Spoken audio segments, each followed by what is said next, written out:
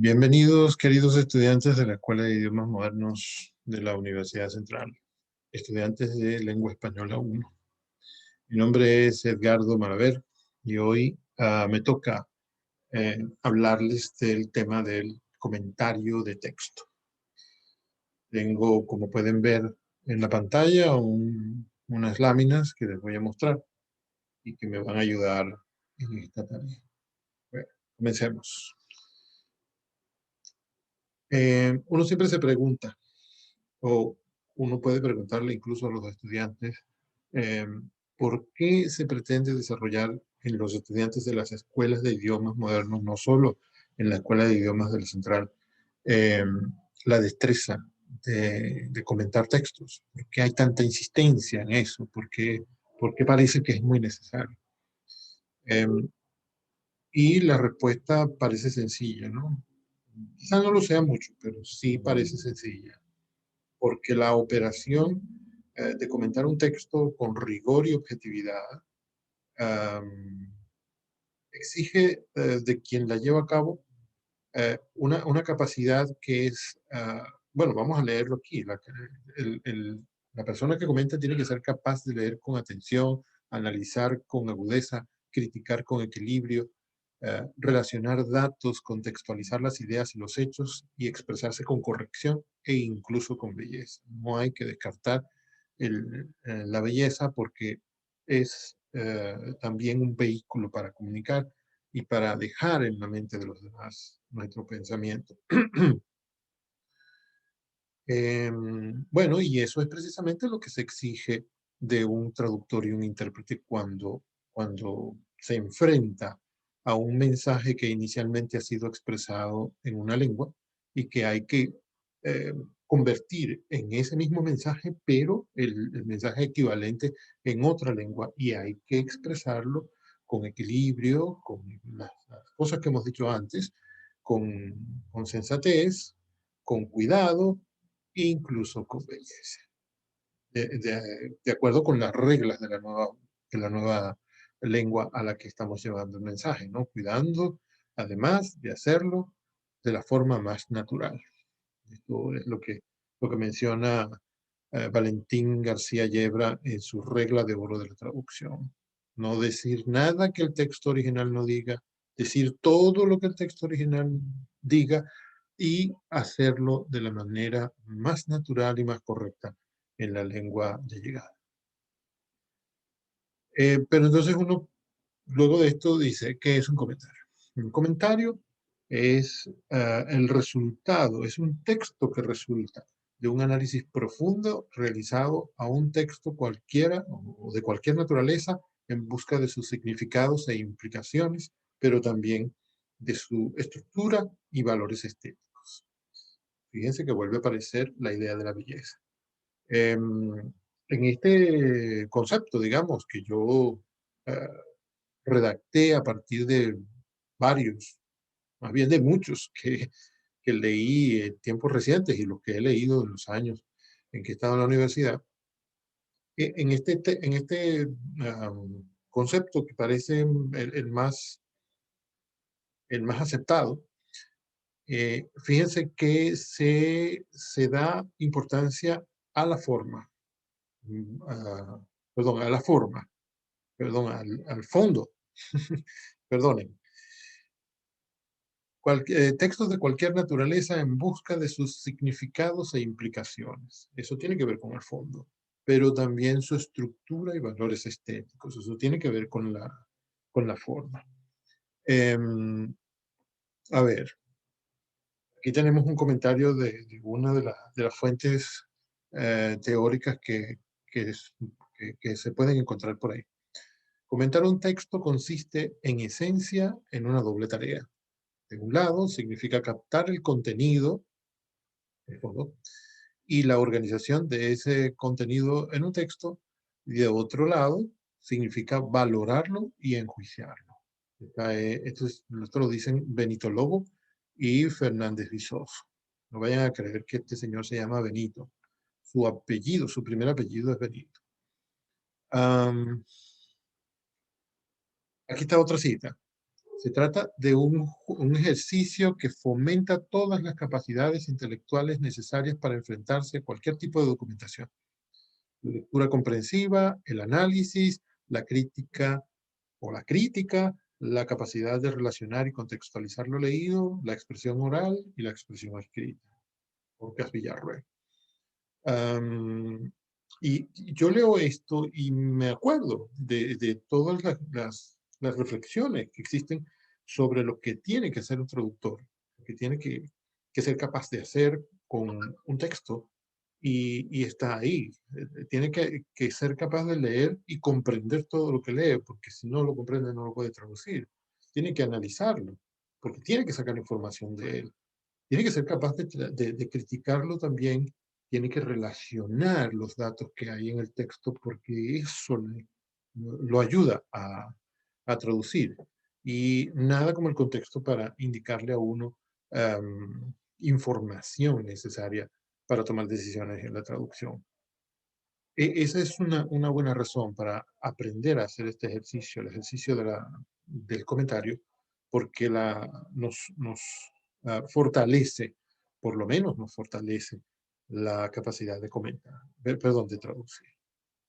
Entonces pongo yo aquí que el comentario o la hechura del comentario se puede dividir en cuatro etapas. En primer lugar, algo que yo estoy llamando por primera vez análisis paratextual, ¿no? El análisis que se hace alrededor del texto, no del texto ya leído, ¿no? Cuando uno lo lee ya puede analizarlo. Esto es un análisis que se hace antes de la lectura, apenas uno lo recibe. Yo lo estoy llamando análisis paratextual, lo he visto llamado de otras formas y a veces medio esbozado en otras fuentes, porque no lo ponen así muy claramente como una primera etapa. Yo estoy haciendo una innovación aquí bastante osada al poner esto. Eh, ya veremos si acierto al hacerlo. Entonces, en primer lugar, análisis paratextual, luego la lectura del texto, en algún momento hay que leerlo, luego viene el examen de la información, uno empieza a mirar la información importante, a manejarla, a masticarla, a digerirla, a comprenderla, porque eso es lo que va a hacer que tengamos nuevas ideas acerca de lo que el texto nos dice. Y después viene el importantísimo proceso de la textualización, que es el que va a desembocar, no es que es lo único que pasa, sino que va a desembocar en la redacción de nuestro comentario. A ver, comencemos por la primera etapa, la que les digo que yo estoy componiendo aquí. Yo no sé si alguien más se ha atrevido a hacer esto.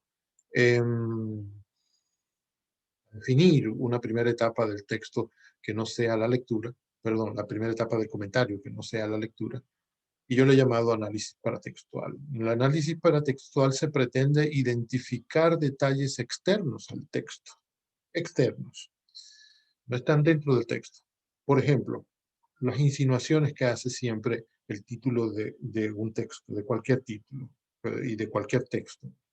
Uno recibe un libro, por ejemplo, y el libro se titula 100 años de soledad y uno dice, ah, caramba, esto es un concepto impresionante porque la soledad ya es bastante desagradable, digamos. Bueno, hay momentos en que puede ser muy agradable, pero en general la soledad no es positiva, no es un concepto bonito, luminoso, deseable, no es un concepto deseable en general, a primera vista. Ya la soledad es bastante poco deseable como para que además sea de 100 años, ¿no? Es una soledad que uno no disfruta y dura 100 años. Ay. Entonces uno empieza por ahí ya, miren cuántas palabras hemos dicho eh, solamente con el título. Es un título de 4 palabras. Uno empieza a hacerse hipótesis, uno empieza a imaginarse cosas de lo que pueda venir en el libro, de lo que pueda venir en la película, de lo que pueda venir en la obra de teatro, en el artículo de periódico. Uno ve cualquier título y empieza la mente a elucubrar. Y eso es importante. Luego, durante la lectura, se comprueba o se niega cualquier hipótesis que uno se haya hecho, pero hay que hacérselas. Y además es natural, es espontáneo que la mente lo haga por sí misma. Uno puede examinar sin que nadie se lo pida el número de párrafos que tiene el texto. Y entonces uno tiene sus impresiones acerca de si es largo o es breve o si, o si va a ser eso un problema. Porque puede llegar a ser la longitud un problema. Uno mira a simple vista, de lejos se puede ver si en el texto hay diálogos, si hay tablas, si hay recuadros, si hay dibujos, si hay ilustraciones, etcétera, ¿no? Y eso uno se dice, eso quizá me ayude a comentar, iba a decir eso quizá me ayude a traducir, pero verán en el futuro que sí, que puede ser que ayude, no, que ayuda, y verán en el futuro también que apenas uno recibe el texto, uno empieza a fijarse en esos detalles externos que son muy sencillos de encontrar sin haber leído el texto y que ya comienzan a ayudarlo a uno. No sé, uno ve esos detalles visuales que están a primera vista, que no hace falta ponerse a leer para descubrirlos. Y ya va empezando a figurarse cosas. Uno puede mirar si es un texto entero o es un fragmento de uno más largo. Uno puede investigar un poco sobre el autor, que siempre es necesario hacerlo, porque yo lo estoy diciendo aquí, es que si uno no conoce las tendencias del autor, su ideología, qué ha hecho antes, en qué trabaja, quién es, si es una persona conocida o desconocida, si uno no hace eso, va con algo de desventaja al momento de comentar. También puede darse cuenta de si el texto tiene un traductor, si ha hecho otros trabajos, si es una persona conocida, si es joven, si es mayor, si es hombre, si es mujer, si es del mismo país que uno, si es de otro, etcétera, ¿no? Y bueno, lo último que pongo aquí es que se puede ver muy fácilmente si hay bibliografía. Y si hay bibliografía, seguro que en algún momento de angustia uno puede recurrir a esa bibliografía para tener más noción de de lo que significan las cosas que están en el texto. Bien, lo pueden ayudar a uno a redactar su propio texto. En segundo lugar, la segunda etapa de la elaboración del comentario es la lectura propiamente dicha del texto que vamos a comentar. Es simplemente eso, leer el texto. ¿Para qué lee uno? Bueno, para conocer lo que hay en el texto. Se hace una lectura inicial para comprender el material y después una segunda lectura más detenida para identificar los elementos utilizables en el posterior análisis. Eso es lo que más o menos dicen todos que dicen más o menos todos los, eh, los autores que uno encuentra sobre este asunto. Pero yo no estoy muy de acuerdo con esto. Bueno, sí estoy de acuerdo.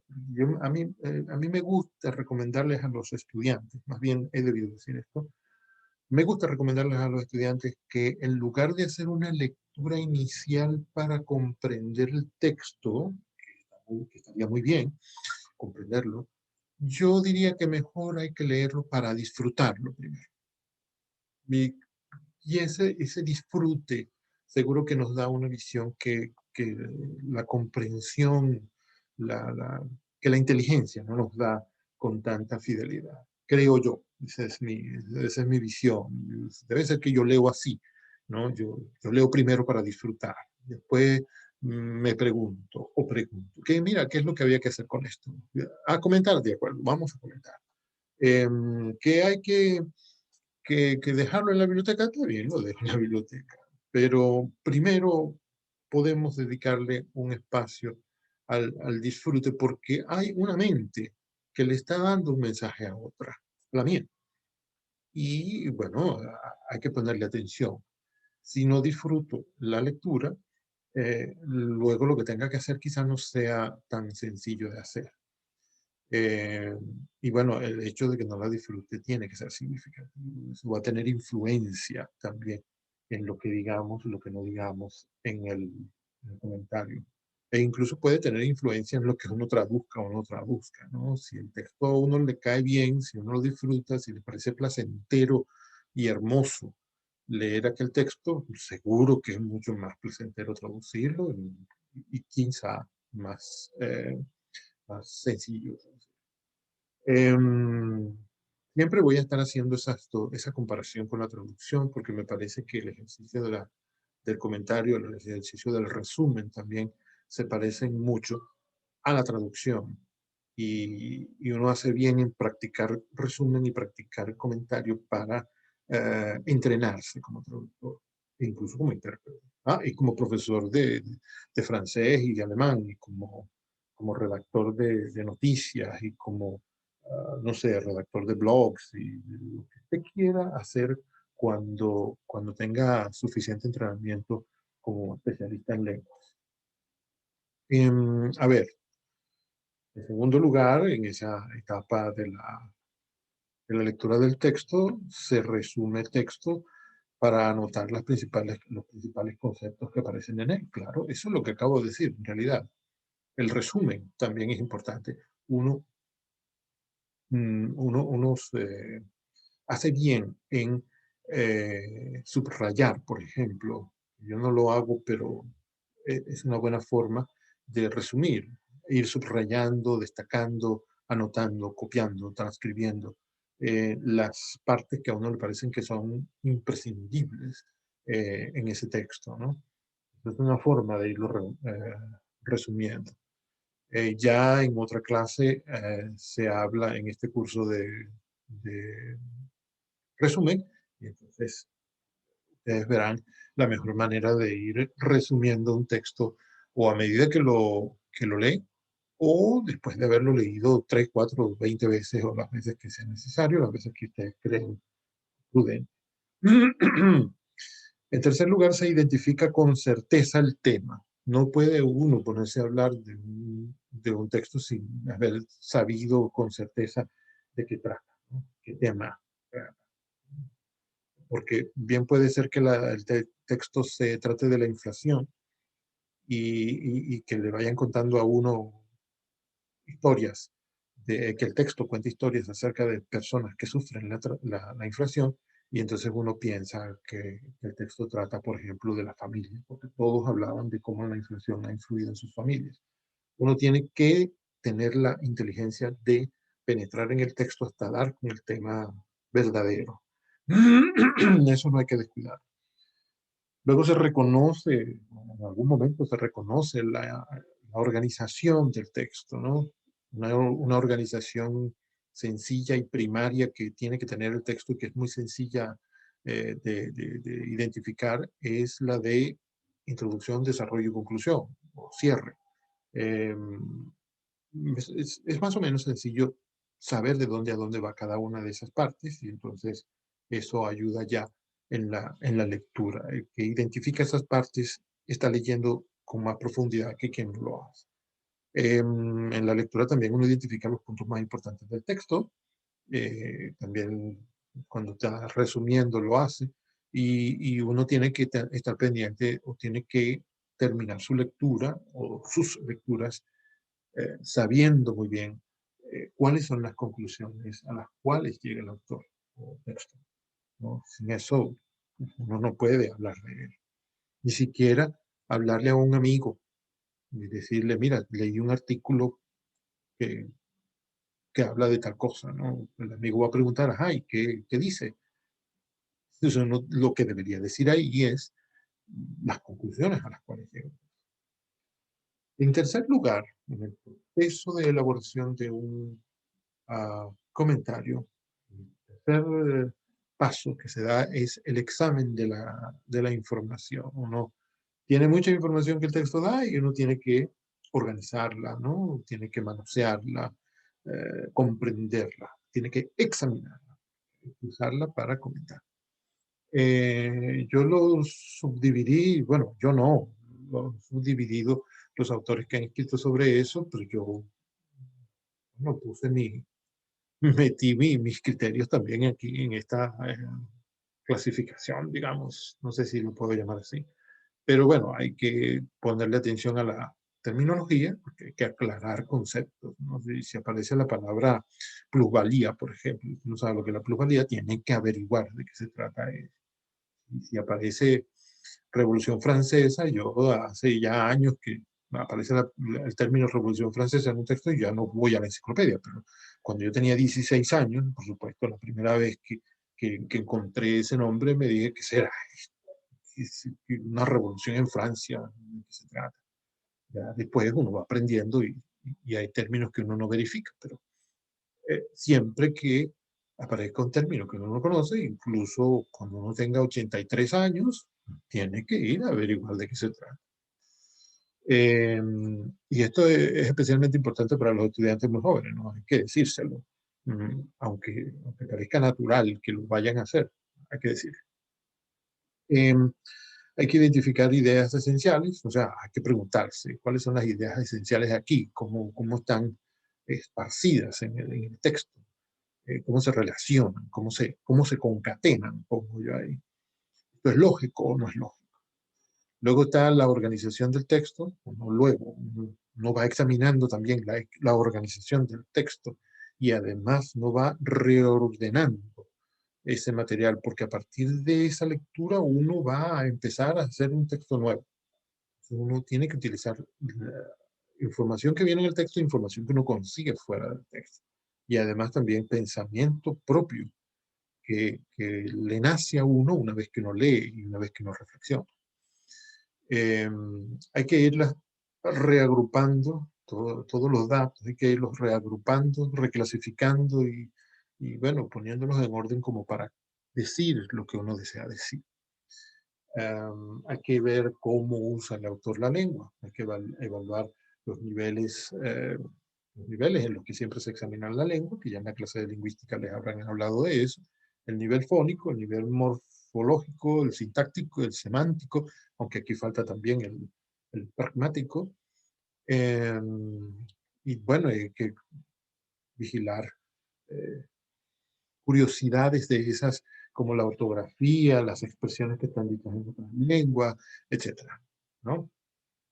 Aquí al final pongo qué recursos estilísticos utiliza y a quién se dirige el autor, porque puede ser un especialista que habla en términos muy especializados porque se dirige a, a personas que han estudiado lo mismo que él, un abogado que les habla a otros abogados, por ejemplo. Pero si ese mismo abogado les está hablando a muchachos de secundaria, pues no puede hablar de la misma manera. Entonces hay que ver cómo lo hace. Hay que saber a quién se está dirigiendo el autor. Eso también vale para la traducción, por cierto. Vale muchísimo para la traducción. También hay que tratar de identificar, de adivinar, de averiguar la intención del autor, ¿no? ¿Qué pretende el autor que el lector piense cuando termine de leer el texto? ¿De qué quiere convencerlo? ¿Qué nueva información le da? ¿Qué aporte hace para que el autor, perdón, para que el lector se convenza de lo que está diciendo? Y luego también hay que ver qué es lo que uno va a hacer, qué actitud va a tomar uno con respecto a esos pensamientos que el autor y que el texto le inspira. ¿Cómo relaciono yo este conocimiento que estoy adquiriendo de este texto con el conocimiento anterior que yo tenía? Eh, yo tengo que reflexionar si yo conocía ya estas realidades. ¿Cuáles son mis propias conclusiones? Ahora me pregunto, ¿cuáles son mis propias conclusiones? Todo esto es un proceso de hacerse preguntas a uno mismo, porque en realidad se las estamos haciendo al texto y el lector que nos lea a nosotros nos las va a hacer a nosotros. O sea, se va a hacer estas preguntas cuando lea nuestro texto, como nosotros estamos haciendo con el del autor original. Fíjense que digo autor original y ese es un concepto de la traducción. Aquí habría que decir quizá el autor A o el autor de base, el primer autor, el autor del texto A. Es una forma en que se dice normalmente. Esta es una pintura de Miguel Ángel, me encanta esa pintura. Luego viene la cuarta etapa, que ya es la última, pero quizás sea la más, mm, no me gusta decir esta palabra, pero sí, pero es verdad, es la más compleja, digamos. Puede ser la más larga también, porque es el momento en que vamos a convertir esa información que acabamos de recabar, que, bueno, no que acabamos de recabar, que llevamos tiempo recabando, información que sacamos del texto, pero que también sacamos de nuestra propia mente, que sacamos de otros libros, de otras fuentes, que sacamos de la biblioteca, de Internet, ¿no? Vamos buscando información acerca del asunto del cual trata el texto y nos la vamos consumiendo y la vamos reflexionando. Y después viene la etapa de convertir eso en un nuevo texto. Con la traducción también, convertir eso en un nuevo texto. Eso lo llamamos, ese nombre no lo puse yo, los teóricos llaman eso textualización. Debe hacerse un esquema primero. Por esto digo que puede ser más largo, pero una vez que se termina este proceso, que puede ser el más largo de todos, pero que no lo es tanto, viene una etapa que es la de redacción, que gracias a haberse demorado en esto, sale con mucha sencillez y con muy buenos resultados. Debe hacerse un esquema que sirva de guía para estructurar la redacción del comentario de forma ordenada, es decir, con una introducción, con un desarrollo y con una conclusión o con un cierre, porque a veces no se trata de llegar a ninguna conclusión, aunque no siempre llega a conclusiones. Un esquema imprescindible, muchachos.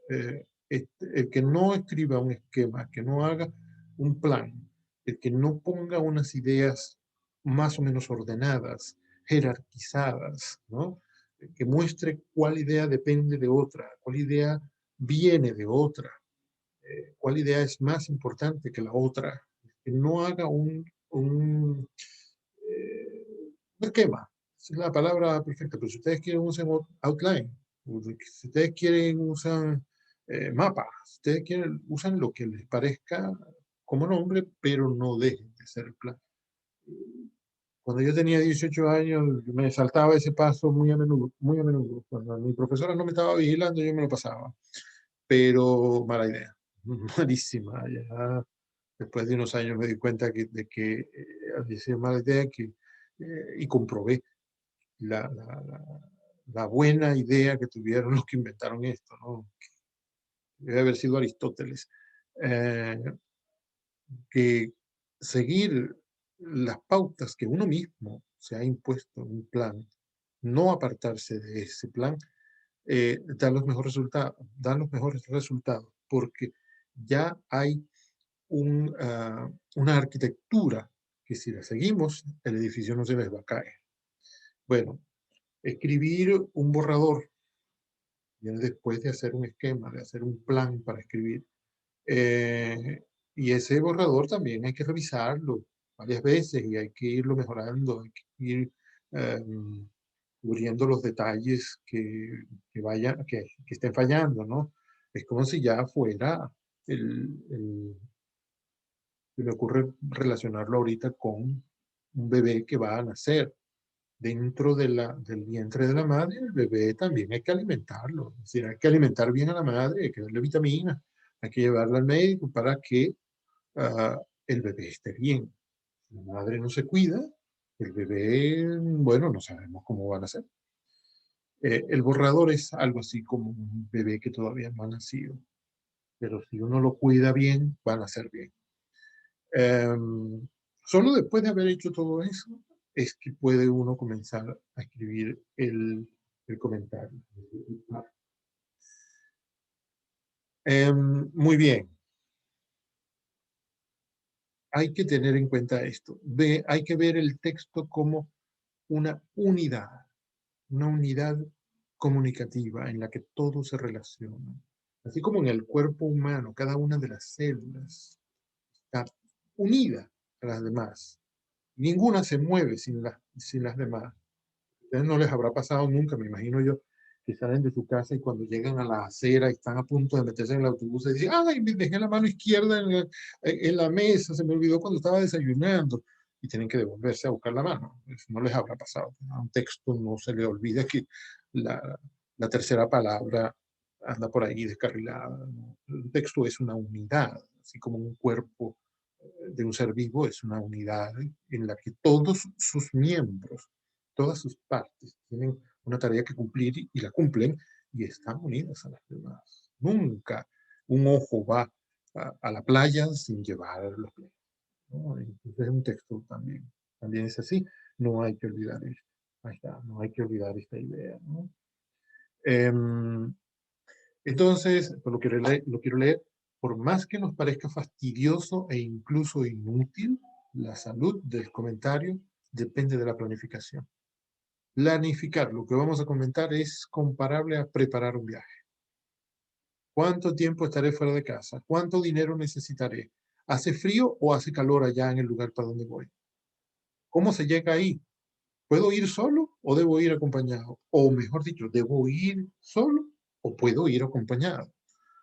Hay que hacerse las dos preguntas. Mientras no hayamos respondido todas esas preguntas, no podemos salir de viaje. La profesora Aura Marina Boada siempre pone el ejemplo, desde que yo la oí decir ese ejemplo, lo cito todo el tiempo, que es como ir a Naiguatá. Usted tiene que saber si en Naiguatá hace frío o hace calor, ¿no? Usted tiene que saber si hay una línea de autobús que llegue desde, desde Ciudad Bolívar hasta Naiguatá, porque si no corre el riesgo de llegar a Coro o de llegar a Tucupita. Y entonces descubre, después si yo iba para Naiguatá, ¿qué es lo que pasa? Usted tiene que saber si puede llevar a su amigo Pedro. ¿Y dónde se va a hospedar? En casa de un amigo. Es probable que no pueda llevar a Pedro. Si usted va a un hotel, bueno, y tiene dinero, puede invitar a quien usted quiera. Eh, Usted tiene que saber qué tiene que meter en el morral. Eh, y usted tiene que saber de qué tamaño es el morral. Si el morral no es muy grande, entonces no puede llevar muchas cosas. Y si va a estar pocos días en el WhatsApp, no hace falta que lleve muchas cosas. De esa misma manera, cuando uno se está preparando para escribir un comentario o para escribir lo que sea, incluso para escribirle una carta a una novia, eh, de esa misma manera uno tiene que saber qué, cómo es esta situación, cómo es este viaje en el que me estoy metiendo, para dónde voy, con quién voy, en qué medio voy. Y cuando uno se responde esas preguntas, puede comenzar a escribir. Por supuesto, si ya ha hecho el trabajo de leer, estudiar, analizar el contenido, anotar las ideas que a uno se le han ocurrido, etcétera, ¿no? Y hacer el plan, hacer el bosquejo que lo va a ayudar a uno, que lo va a guiar en el proceso de ergo, ¿no? Si escribir un comentario es equivalente a hacer un viaje, ergo necesitamos un mapa. Aquí yo les voy a presentar un modelo de mapa que es bastante sencillo, pero que, bueno, es así. Más o menos así se empieza y más o menos así se sigue. Uno lo va complicando, mejorando en el camino, pero por aquí más o menos se empieza. Esto es más o menos lo que tiene que tener. Primero pongo mi título. Bueno, puede ser lo último que ponga, pero porque sí, a veces lo último que a uno se le ocurre una hora antes de entregar el trabajo es el título. Pasa 25 días pensando en el título y se le ocurre como 10 minutos antes de encontrarse con el profesor y entregarle el trabajo. Pero tiene que tener título. No vayan a entregar un comentario sin haberle puesto título, porque eso implica una deficiencia intelectual. Entonces no pueden hacer eso. Un día en una clase yo le insistía a un estudiante que quería titular su trabajo trabajo de lengua española 1 o comentario de lengua española 1. Muchísimos estudiantes quieren hacer eso, pero un día estaba hablando de eso y un estudiante quería insistir, quería seguir titulándolos así. Yo le pregunté, ¿tú tienes mascota? Sí. ¿Y qué animal es? Un gato. ¿Y el gato se llama gato? ¿Tú le pusiste ese nombre? No, el gato se llama, no me acuerdo. Eh, bueno, usted no le puede poner al comentario, comentario. Comentario es el tipo de cosa que es, no es su nombre. Va a escribir un comentario sobre esta pintura de Ángel Hurtado que tenemos ahí y tiene que ponerle, por ejemplo, paisaje solitario al título, ¿no? Uno puede poner comentarios sobre una pintura de Ángel Hurtado. Puede ser que eso sea un subtítulo, pero el título no es. Usted te pone un título, por favor, siempre, siempre, en comentario, en el resumen, en la novela, en la película que escriba, que sí que escriba. Usted pone un, usted escribe una notita para que aparezca en el periódico escolar, usted le pone título. No puede ser que no tenga título. Y pone su nombre. Porque uno tiene que ser responsable con lo que escribe. Tiene que ser responsable, tiene que tener que poner la cara para los aplausos y para los reproches, ¿no?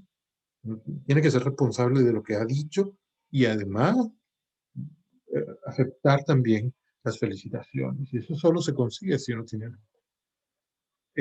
a ver, este es un esquema, digamos, un esquema modelo.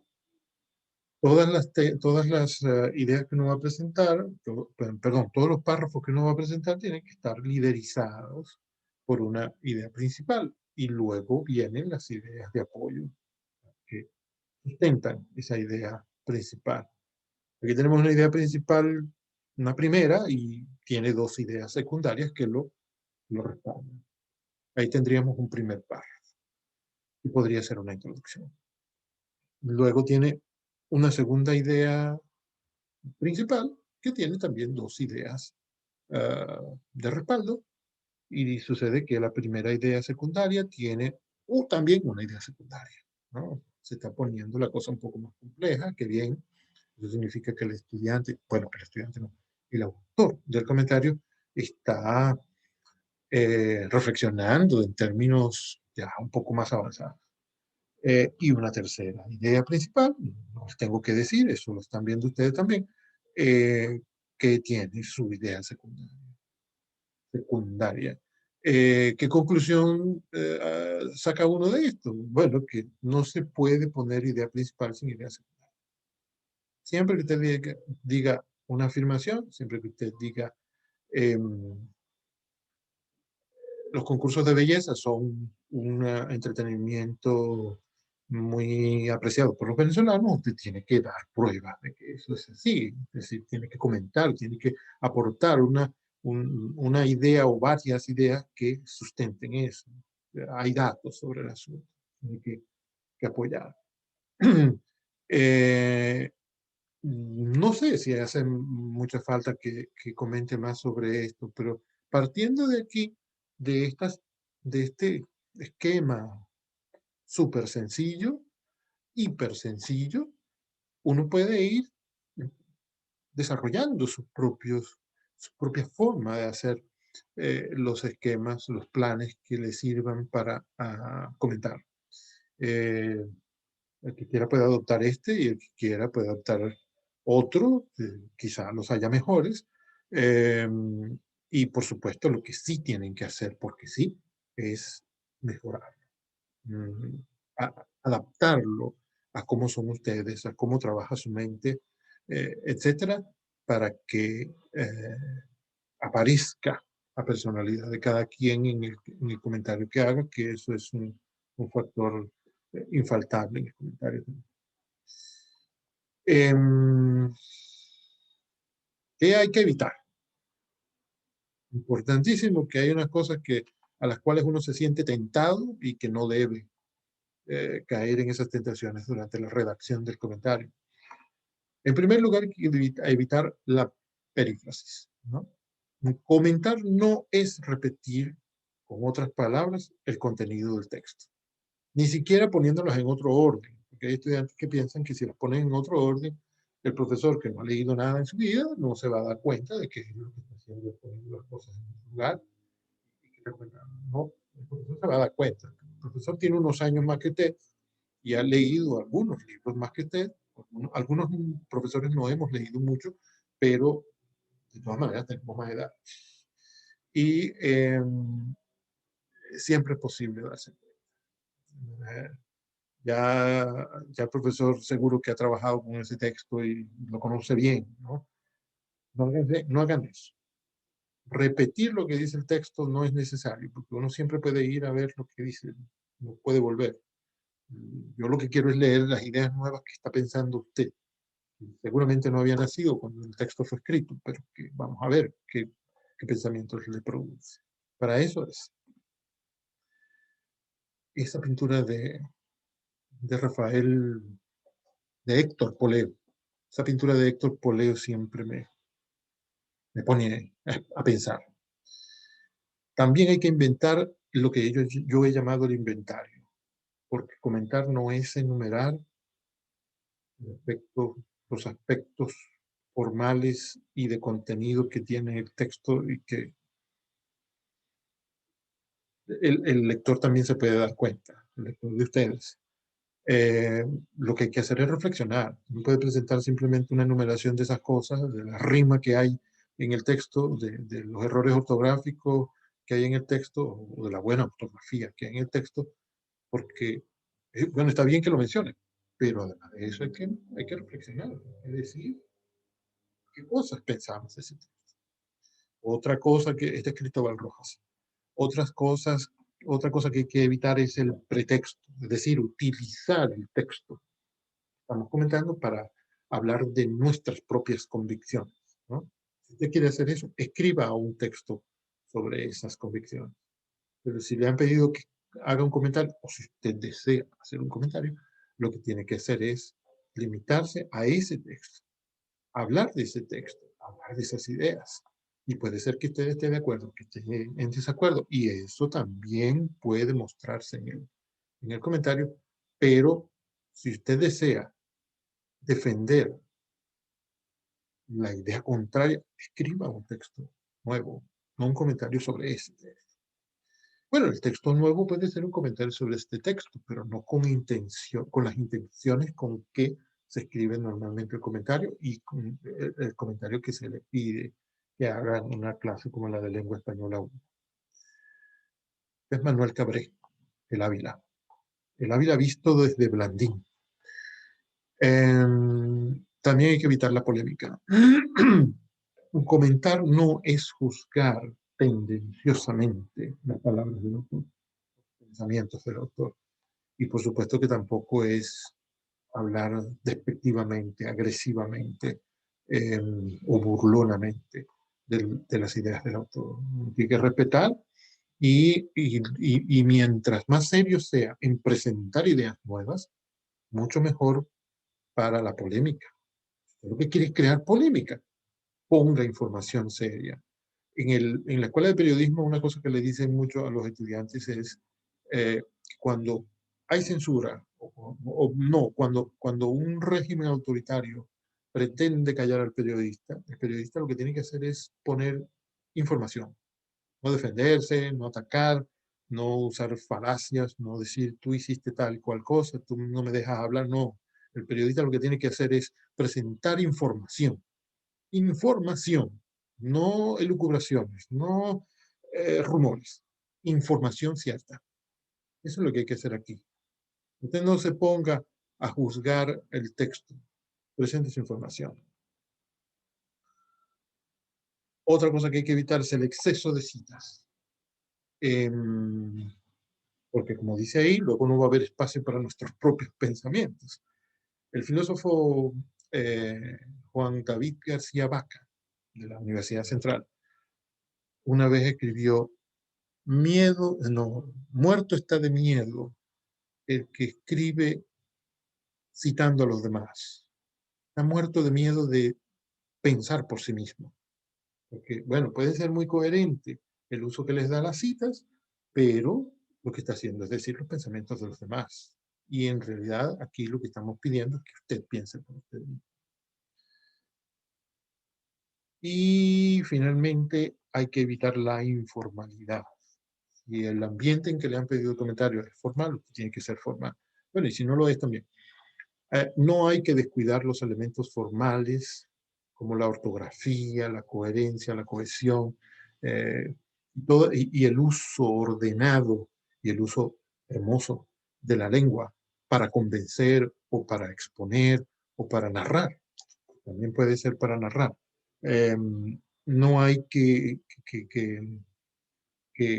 limitarse a unas pocas palabras. Ahí dice variedad léxica, no puede usted eh, limitarse a decir las cosas siempre de la misma manera. Hay que utilizar el talento para decir las cosas de nuevas formas. Entonces hay que recordar que nuestro plan para escribir un comentario debe ser sencillo, pero claro, con información suficiente para que alguien que no conozca el tema o el texto que se va a comentar, sea capaz de comprender el tema. Y yo me atrevo incluso a decir aquí, porque yo lo he experimentado en clase y ha funcionado, que una persona que no ha conocido nuestra experiencia con el texto, no lo ha leído, no ha reflexionado sobre él, no ha investigado sobre él, pero ve un plan bien hecho para escribir un comentario, es capaz de escribir algo. O sea, no escriba el plan profundo, complejo, el plan que nosotros teníamos en la mente, teníamos ahí plasmado en el papel. No, quizás no escriba el comentario que nosotros tenemos en la mente, pero algo puede escribir. Y si el plan es bueno, si el plan es coherente, el texto final de esa persona que no ha estado con nosotros eh, manipulando el texto eh, será también coherente. Ya vamos a terminar. La práctica del comentario de texto habitúa al estudiante a desarrollar tres cualidades esenciales. Eh, una, la capacidad intelectiva, la de la inteligencia, la de la comprensión. Habitúa a leer, entender, y asumir y sintetizar. La capacidad reflexiva obliga a reflexionar sobre el contenido del texto, relacionándolo con otros conocimientos y entendiéndolo profundamente. Les encantaría hacer eso. Eh, y en tercer lugar, la capacidad crítica. Fíjense, la capacidad de la comprensión, la capacidad de la reflexión y la capacidad de la crítica.